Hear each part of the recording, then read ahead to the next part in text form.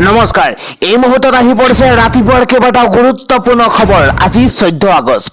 অসমৰ লগতে ভাৰতৰ বিভিন্ন প্ৰান্তৰ পৰা ৰাতিপুৱাৰ কেইবাটাও খবৰ আহি পৰিছে। এই মুহূৰ্তত জনাই আছো এটা গুৰুত্বপূৰ্ণ খবৰ। উৎকট গৰমৰ বাবে সলনি কৰা হৈছে বিদ্যালয়ৰ সময়সূচী। লাখ লাখ শিক্ষাৰ্থীলৈ বিশেষ জাননী এই মুহূৰ্তত আহি পৰিছে। উৎকট গৰমৰ বাবে সলনি কৰা হৈছে বিদ্যালয়ৰ সময়সূচী। পুৱা 7:30 বজাৰ পৰা আৰম্ভ হ'ব পাঠদান। এটা গুৰুত্বপূৰ্ণ খবৰ। 17 আগষ্টৰ পৰা প্ৰযোজ্য হ'ব সময়সূচী সলনিৰ নিয়ম। এটা ব্ৰেকিং নিউজ। নিম্ন প্ৰাথমিক, মধ্য ইংৰাজী, উচ্চ আৰু উচ্চতৰ মাধ্যমিকৰ বাবে এই জাননী জাৰি কৰা হৈছে। নিম্ন প্ৰাথমিকৰ সময়সূচী 7:30 বজাৰ পৰা ৰাতিপুৱা 11:30 বজালৈ। ইফালে মধ্য ইংৰাজীৰ সময়সূচী 7:30 বজাৰ পৰা 12 বজালৈ। সমান্তৰালভাৱে এই কাৰ্যসূচীসমূহ নিয়ম 17 আগষ্টৰ পৰা প্ৰযোজ্য হ'ব। সময়সূচী সলনিৰ নিয়ম হ'ব 17 আগষ্টৰ পৰা। নিম্ন প্ৰাথমিক, মধ্য ইংৰাজী, উচ্চ আৰু উচ্চতৰ মাধ্যমিকৰ বাবে জাননী জাৰি। নিম্ন প্ৰাথমিকৰ সময়সূচী 7:30 বজাৰ পৰা 11:30 বজালৈ। মধ্য ইংৰাজীৰ 7:30 বজাৰ পৰা 12 বজালৈ। উচ্চ আৰু উচ্চতৰ মাধ্যমিকৰ সময়সূচী 7:30 বজাৰ পৰা 12:30 বজালৈ। ইফালে কোনো চৰকাৰী বেচৰকাৰী বিদ্যালয় সলনি কৰিব নোৱাৰিব নিয়ম। শ্ৰীভূমি জিলাৰ বিদ্যালয়ৰ পৰিদৰ্শকৰ কাৰ্যালয়ৰ জাননী জাৰি। পৰৱৰ্তী খবৰটো হৈছে অসম অৰুণাচল সীমান্ত সন্দৰ্ভত শৃংখল চলিহাৰ প্ৰতিক্ৰিয়া। শৃংখল চলিহাই কৈছে যে সিহঁতে যদি মাৰিছে আমাকো মাৰিবলৈ চৰকাৰে সাহস দিব লাগিব।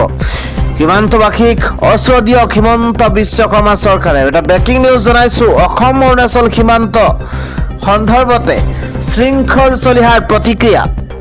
সীমান্তবাসীক অস্ত্ৰ দিয়াৰ দাবী জনাইছে শৃংখল চলিহাই। উত্তপ্ত পৰিস্থিতিক লৈ বিস্ফোৰক মন্তব্য কৰিছে শৃংখল চলিহাই। সীমান্তবাসীৰ সুৰক্ষাৰ বাবে চৰকাৰে হাতত অস্ত্ৰ দিয়ক। 2 বছৰ আগতেই মই সীমান্তবাসীৰ হাতত অস্ত্ৰ দিয়াৰ কথা কৈছিলো, কিন্তু ইজৰাইলৰ সীমান্ত সুৰক্ষা ব্যৱস্থাৰ পৰা শিক্ষা ল'বলৈ চৰকাৰক আহ্বান জনাইছে। বন্দুকৰ সলনি হেতা দিবলৈ কম নেকি? সিহঁতে যদি মাৰিছে আমাকো মাৰিবলৈ চৰকাৰে সাহস দিব লাগিব। অৰুণাচলীৰ হাতত যদি বন্দুক থাকিব পাৰে, অসমীয়াৰ হাতত কিয় নাই? সকলো ফালৰ পৰা অসমীয়াই মাৰ খাইছে। পুনৰ হুংকাৰ এইদৰে বীৰ লাচিত সেনাৰ নেতা শৃংখল চলিহাৰ। পৰৱৰ্তী খবৰটো হৈছে ৰাইজে দিয়া বান সাহায্যৰ ওপৰত চকু। এইবাৰ কোন ইউটিউবাৰৰ বেংক একাউণ্টত সোমাল 25 লাখ টকা? ডাঙৰ খবৰ জনাইছো। ৰাইজৰ ধন আত্মসাৎ কৰাৰ পৰিকল্পনা কাৰ? ৰাইজে দিয়া ধন কোন ইউটিউবাৰৰ চকু? কোনোবাই ঘৰ বনাই দিছে, কোনোবাই নাটক কৰি আছে।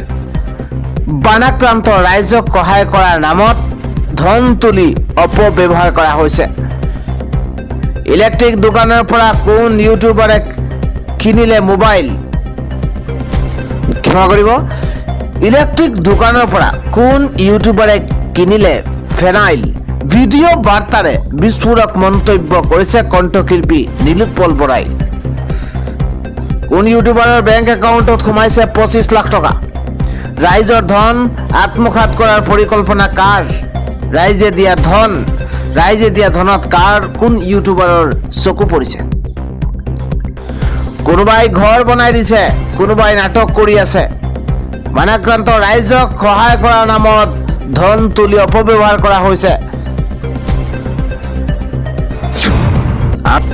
পৰৱৰ্তী খবৰ। অসমৰ বন্যাতলৈ সহায়ৰ হাত এবাৰ পশ্চিমবংগ চৰকাৰৰ। মুখ্যমন্ত্ৰীৰ সাহায্য পুঁজিলৈ 10 কোটি টকাৰ আৰ্থিক সাহায্য আগবঢ়াইছে পশ্চিমবংগ চৰকাৰে। এবাৰ পশ্চিমবংগৰ মুখ্যমন্ত্ৰীৰ সাহায্য পুঁজিৰ পৰা প্ৰেৰণ কৰা হৈছে এই ধনৰাশি।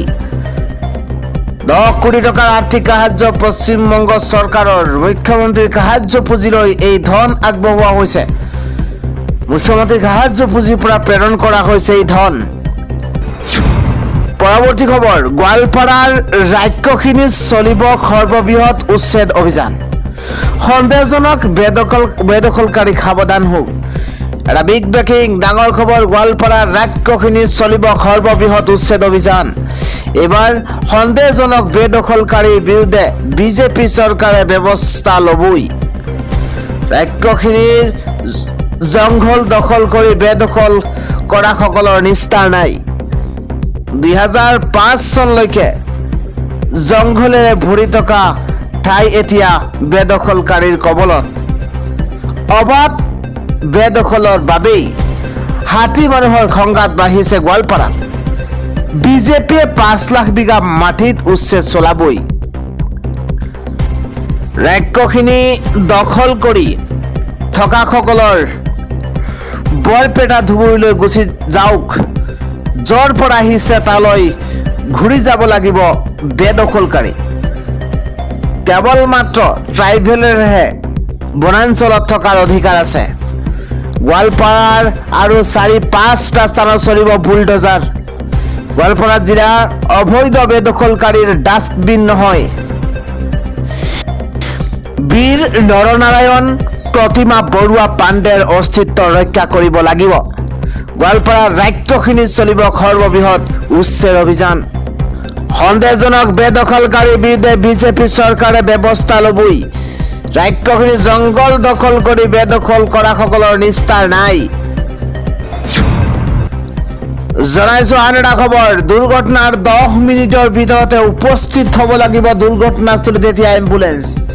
এই মুহূৰ্তত এটা বিগ ব্ৰেকিং নিউজ, ডাঙৰ খবৰ, 10 মিনিটৰ ভিতৰতেই দুৰ্ঘটনাস্থলীত উপস্থিত হ'ব লাগিব এম্বুলেন্স। কিন্তু 10 মিনিটতকৈ পলম হ'লেই 10,000 টকাৰ জৰিমনা বিহা হ'ব। দেশত এম্বুলেন্সক লৈ জাৰি কৰা হৈছে কঠোৰ নিৰ্দেশনা। এই মুহূৰ্তত ৰাজ্যবাসীৰ কাৰণে জৰুৰী খবৰ, ফোন কৰাৰ মাত্ৰ 10 মিনিটৰ ভিতৰতে ঘটনাস্থলীত এম্বুলেন্স আহি পাব লাগিব। ফোন কৰাৰ পিছত আহিব নোৱাৰো বুলি ক'লে ভৰিব লাগিব 10,000 টকাৰ জৰিমনা। NHAIৰ তৰফৰ পৰা কঠোৰ জৰিমনা বিধি জাৰি এম্বুলেন্সলৈ 10 কিলোমিটাৰ দূৰত্বৰ হস্পিটাললৈ নিওঁতে হ'ব নোৱাৰিব 10 মিনিটতকৈ পলম। 10 কিলোমিটাৰ দূৰত্বৰ হস্পিটাললৈ নিওঁতে হ'ব নোৱাৰিব 10 মিনিটতকৈ পলম। 1033 নম্বৰত এই হেল্পলাইন নম্বৰত ফোন কৰিলেই দুৰ্ঘটনাগ্ৰস্ত হৈ পাব লাগিব সহায়। এম্বুলেন্স পলম হোৱা অভিযোগক লৈ কঠোৰ হৈ পৰিছে NHAI। 10 মিনিটৰ ভিতৰতে দুৰ্ঘটনাস্থলী পাব লাগিব, উপস্থিত হ'ব লাগিব এম্বুলেন্স, নহ'লে 10,000 টকাৰ জৰিমনা বিহা হ'ব। আজিৰ ৰাতিপুৱাৰ পৰৱৰ্তী খবৰ, ডিলিট কৰা হ'ল 7 লাখ ফেচবুক আৰু ইনষ্টাগ্ৰাম একাউণ্ট। এইবাৰ মেটাৰ তৰফৰ পৰা একশ্যন। এটা ডাঙৰ খবৰ জনাইছো, মেটাৰ বিগ একশ্যন, কিয়নো ছ'চিয়েল মিডিয়াৰ একাউণ্টক লৈ কঠোৰ হৈ পৰিছে মেটা। 16 বছৰ বয়সৰ তলৰ ছ'চিয়েল মিডিয়া ব্যৱহাৰকাৰীৰ বিৰুদ্ধে মেটাই লৈছে একশ্যন। এফালৰ পৰা আঁতৰাই পেলোৱা হৈছে একাউণ্টসমূহ। 16 বছৰ বয়সৰ তলৰ কিশোৰীৰ বাবে নিষিদ্ধ কৰা হৈছে ফেচবুক, ইনষ্টাগ্ৰাম। এতিয়ালৈ ইনষ্টাগ্ৰামত বন্ধ কৰা হ'ল 4,62,000টা একাউণ্ট। ফেচবুকত বন্ধ কৰা হ'ল 2,92,000 একাউণ্ট। এই সংখ্যা বৃদ্ধি পোৱাৰো সম্ভাৱনা আছে। এআইৰ জৰিয়তে একাউণ্টবোৰ চিনাক্তকৰণ কৰা হৈছে। বৰ্তমান অষ্ট্ৰেলিয়াত এই কঠোৰ ব্যৱস্থা গ্ৰহণ কৰিছে মেটাই। পৰ্যায়ক্ৰমে বিশ্বৰ আন দেশতো এই ব্যৱস্থা গ্ৰহণ কৰা হ'ব। সমগ্ৰ বিশ্বৰ দৃষ্টি নিবদ্ধ মেটাৰ ওপৰত। ডিলিট কৰা হ'ল 7 লাখ ফেচবুক আৰু ইনষ্টাগ্ৰাম একাউণ্ট। পৰৱৰ্তী হৈছে খোল খালে অৰুণাচললৈ যোৱা পথ। এবাৰ পথ অৰ্থনৈতিক অৱৰোধ স্থগিত। 60 ঘণ্টাৰ পিছত খোল খালে অৰুণাচললৈ যোৱা পথ। এটা ডাঙৰ খবৰ, বাধা অবিহনে অসমৰ পৰা অৰুণাচললৈ যাব পাৰিব বাছ সামগ্ৰী ভৰ্তি ট্ৰাক। সাময়িকভাৱে পথ অৰ্থনৈতিক অৱৰোধ স্থগিত ঘোষণা। কিছু মুহূৰ্তৰ পূৰ্বে TMPকে কৰিছে এই ঘোষণা। মন্ত্ৰী অতুল বৰা আৰু ৰণোজ পেগুৰ সৈতে হোৱা বৈঠকৰ পাছত এই সিদ্ধান্ত গ্ৰহণ কৰা হৈছে। 48 ঘণ্টাৰ ভিতৰতে দোষী কৰায়ত্ব নকৰিলে পুনৰ হ'ব অৱৰোধ। 3টা দাবীৰ ভিত্তিত অৱৰোধ স্থগিত ঘোষণা TMPকেৰ। স্থায়ীভাৱে নাইকিয়া কৰিব লাগিব অসম অৰুণাচল সীমা বিবাদ। আলোচনা চলি থকা মুহূৰ্তত নচলিব অস্ত্ৰৰ ব্যৱহাৰ। 60 ঘণ্টাৰ পিছতেই খোল খালে অৰুণাচললৈ যোৱা পথ। আলোচনাত এই সিদ্ধান্ত গ্ৰহণ কৰা হৈছে। বাধা অবিহনে অসমৰ পৰা অৰুণাচললৈ যাব পাৰিব বাছ সামগ্ৰী ভৰ্তি ট্ৰাক।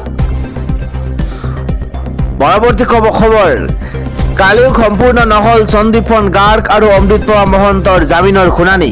পৰৱৰ্তী শুনানিৰ বাবে 3 ছেপ্টেম্বৰৰ দিন ধাৰ্য কৰিছে আদালতে। প্ৰাষ্ট্ৰিক আদালতত চলি থকা গোচৰটোৰ TCRৰ দাখিলৰ নিৰ্দেশ উচ্চ ন্যায়ালয়ৰ।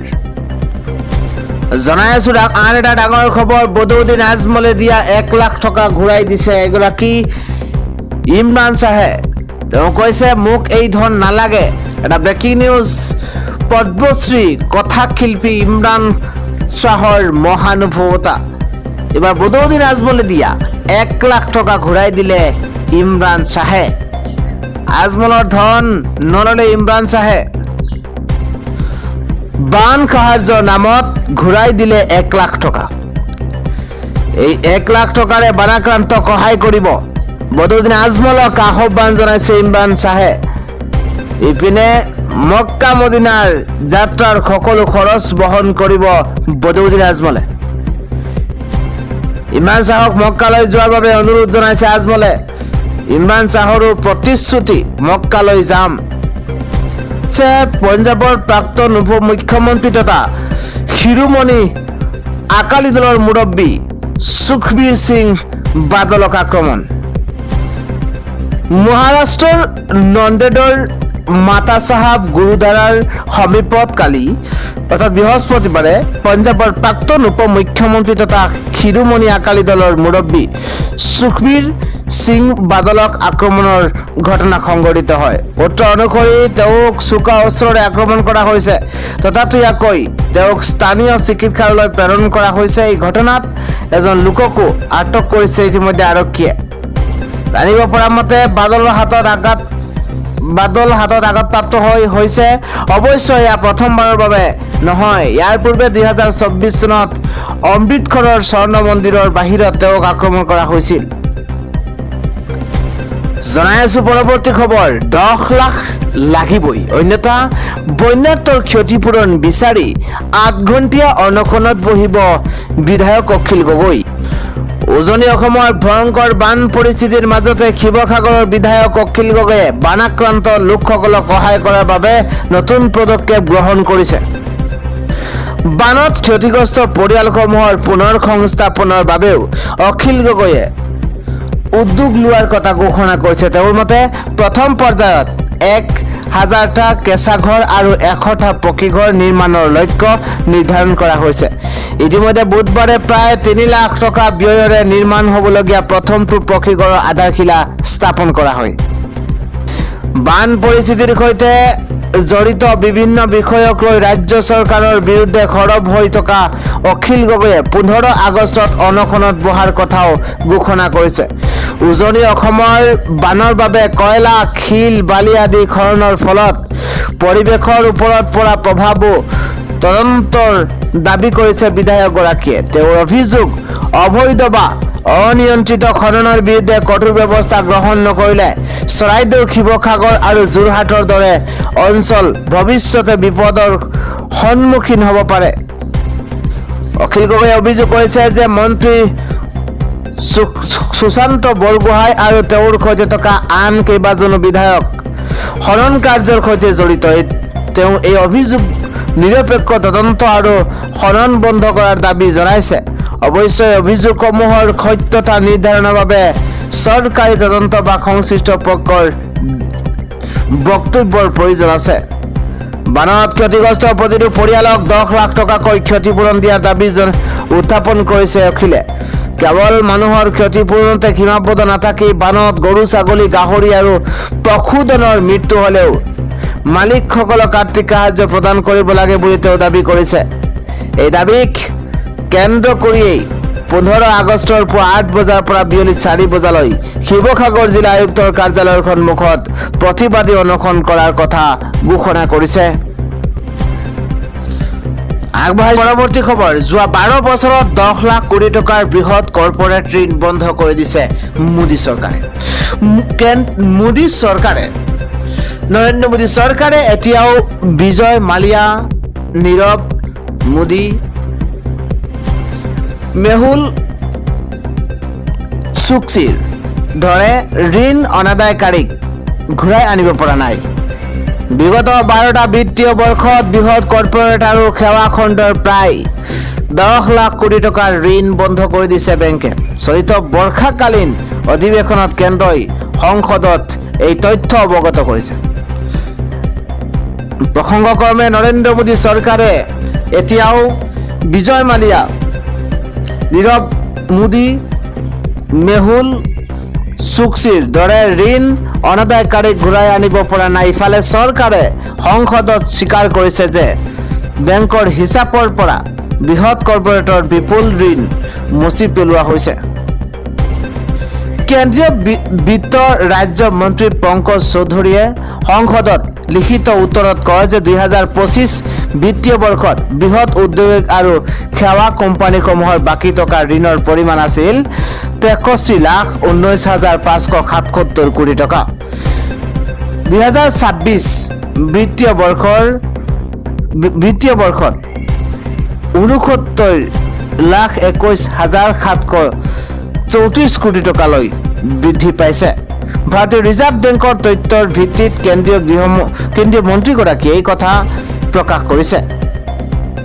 যোৱা 12 বছৰত সৰ্বাধিক ঋণ ৰেহাই হৈছে 2018-19 বিত্তীয় বৰ্ষত। সেই বছৰত বেংকৰ হিচাপৰ পৰা 1,48,753 কোটি টকাৰ বৃহৎ কৰ্পৰেট ঋণ বন্ধ কৰি দিয়া হৈছিল।